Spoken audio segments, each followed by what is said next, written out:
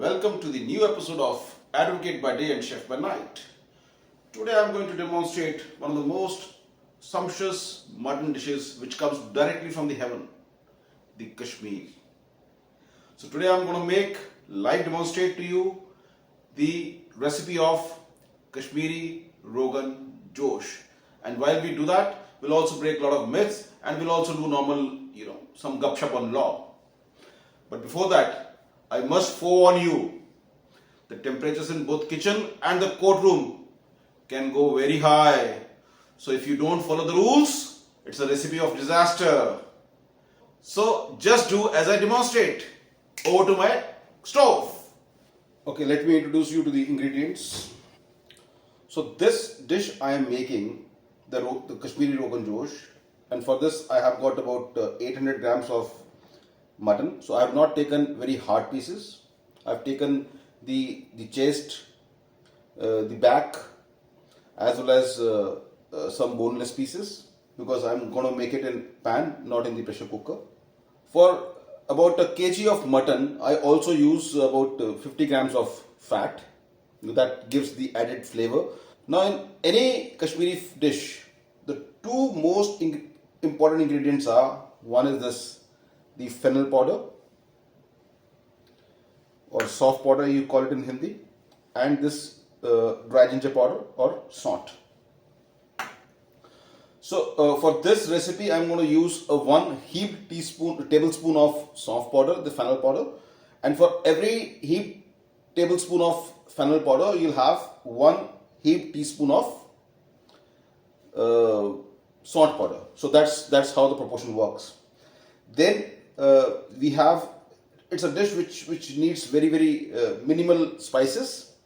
So we have green cardamoms, we have got black cardamoms, we have got about 3 pieces of about 1.5 inch of cinnamon stick. Then about 8 to 10 number of cloves will go into it, and then a lot of garlic. In the normal course you can put 3 or 4 cloves, but I have put an entire garlic, but that's because good amount of garlic is the trademark of whatever I cook. Then another important ingredient which will go is this spatida, that is the hing. Now one thing which I don't have is I don't have whole Kashmiri red chilies. So instead of that I am going to use these red chilies which are Jodhpuri, which basically which I use in the lal mas. They will, like Kashmiri red chilies, they will also be less in heat but good in color, but of course not as good as Kashmiri red chilies. And one more important ingredient which is an optional ingredient, but whenever I do Kashmiri cooking I always use it. This is the saffron. So we'll use about few strands of saffron in the end. So as I said that for every about a kg of mutton I use 50 grams of fat. So this is the fat which I am going to use. Currently it's looking big in quantity, but we'll use a little less of it. As far as the oil is concerned, we have got two options. Either we can use the mustard oil or we can use the desi ghee. I prefer mustard oil because the pungency of mustard oil gives a different flavor altogether. So we'll be cooking it in mustard oil in pan. Over to the pan. Now guys, ideally for about 750 gram of mutton and about 50 grams of fat, you would need about 50 ml of good quality mustard oil. So I'm using cold pressed mustard oil here, but I'm using less of oil. Reason being that I'm using less of oil is because I'm going to add it. I'm going to use a lot of fat. Now when we say Rogan Josh, the Rogan means the oil which flows on top of the dish. The colored spicy oil which flows on top of the dish. That's what the Rogan is. Okay, so since this is mustard oil is very pungent, so but to remove the pungency, what we have to do is that we have to smoke it. We have to bring it to the smoking point. So that is barring a couple of dishes in few cuisines. In most of the cuisines and most of the dishes, we will have to bring the oil to the smoking point. Now I don't know whether it's visible in camera or not, but I can see a little bit of smoke emanating from this oil. So it means that the oil has reached its smoking point. Now the first thing I'm going to do is that we will add the whole spices so that spices release their flavor. Followed by we'll add the mutton as well as the fat which will go into it. Now, one thing before I start cooking, so I'll sim it up. So one thing I'll tell you first is about something about the mutton which I'm using. As I told you that I've used lean cuts, but home cooking is not just about taste. Home cooking is essentially about the way you can experiment with the food. And second more important thing is it's all about the cleanliness. When you buy mutton dishes, in restaurants, I'm always apprehensive whether it has been cleaned properly or not. So I'll tell you the technique which I use to clean it. So one thing is that there is a process called koshering. There is the process which Jews use to clean the mutton or any red meat. So I don't do exactly koshering, but I just follow a process similar to that. So what I do is that after cleaning the mutton thoroughly under the fresh water, I'll rub it with the salt and leave it for a while, say about 10-15 minutes. So what it does, it does that it brings all the impurities, all the enzymes which are there, which may be harmful for us on consumption. It'll bring it out. So once that is done, I put this mutton in clean water and I put it for a boil. So I boil it for about say 5 to 8 minutes. Then you'll see that a lot of impurities which are there, the physical impurities, they'll come out of in the form of lather or foam on top of the water, and then you can just remove it. All the impurities are gone, and mutton is, so two things happen. One is the mutton becomes absolutely clean and good to eat, and second thing what happens is that due to the heat, the proteins, they form a layer on the mutton piece which kind of seals the mutton, and it ensures that mutton doesn't lose its moisture, which actually the taste is. So that's how I clean the mutton. So that's the reason that you can see the color is not really very pink as it should have been. Now the oil is absolutely hot. So about 10 green cardamoms, they go into it. So does the cinnamon sticks, so does the clove, and so does the black cardamoms. I use little good in number as far as the cardamoms are concerned, and just be cautious, and they'll flutter. So once they seem to be, it's not even a minute and they're done. So what happens is now next goes the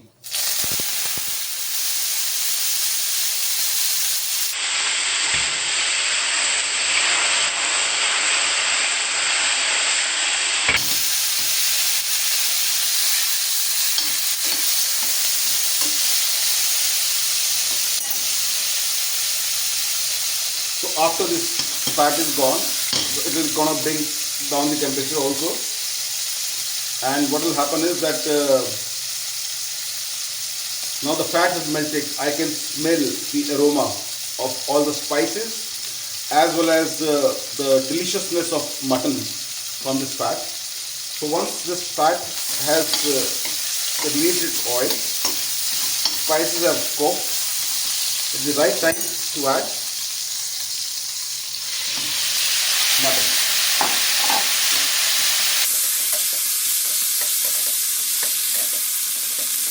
Guys, it was very simple dish. So almost everything which was supposed to do we have done. Now you would be wondering that why have I not put garlic so far? The reason was that while I was talking, the oil actually became very hot, and since oil became very hot, in case I would have put the garlic there and then, it would have burned the garlic. So ideally I should have put the garlic initially, but since the oil had become very hot, so I decided that let the temperature of oil come down, only then I'll put the garlic.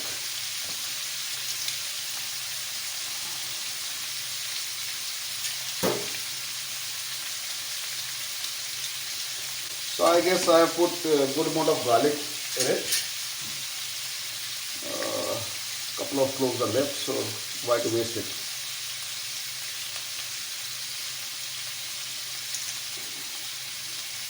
Yes.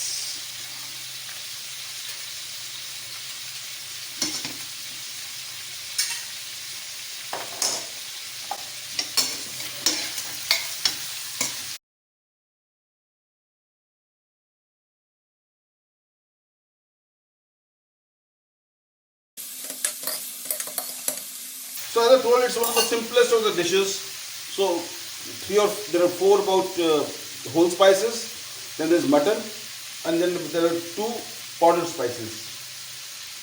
The one thing which is left is this red chili. Now red chili you can use in multiple ways. You can use the chili powder, but I seldom use the chili powder. Second thing is that you can use these whole red chilies. So I could have either blend it into a paste or I can use it whole. I prefer to use it whole. After removing the seed, when you remove the seed, all the heat is gone. So just this shell part of it, this skirt of the chili, which releases the color and the flavor. I use it like this only because when I eat, I do get pieces of the red chilies. I really like eating that. So it goes along with the water it was in. Now the gas goes back to high.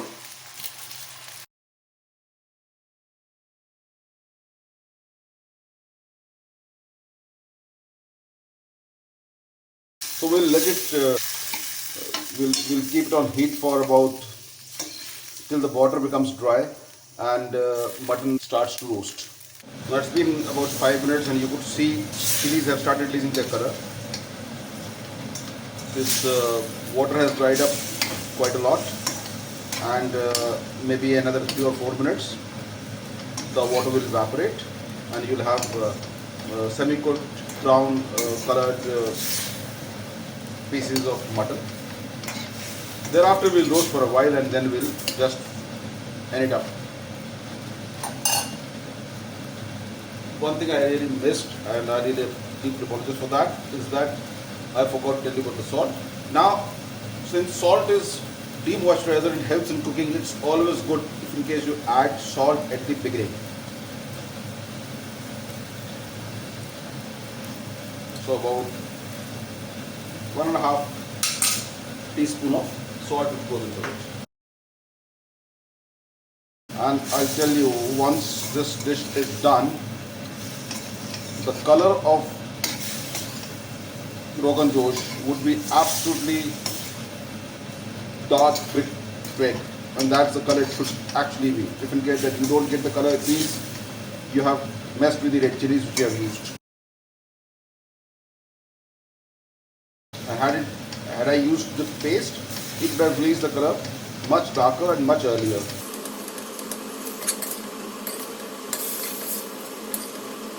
A little bit of color in the end will also come from the saffron which I'm going to use, but I don't rely on that color. The color has to actually come from the red chilies only.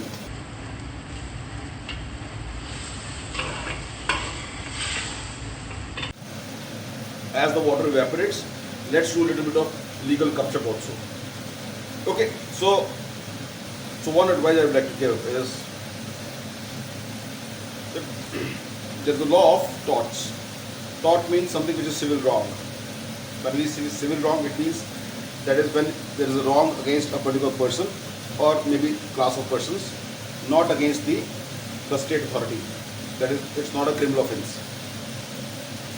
So normally we use law of torts when we have to claim damages.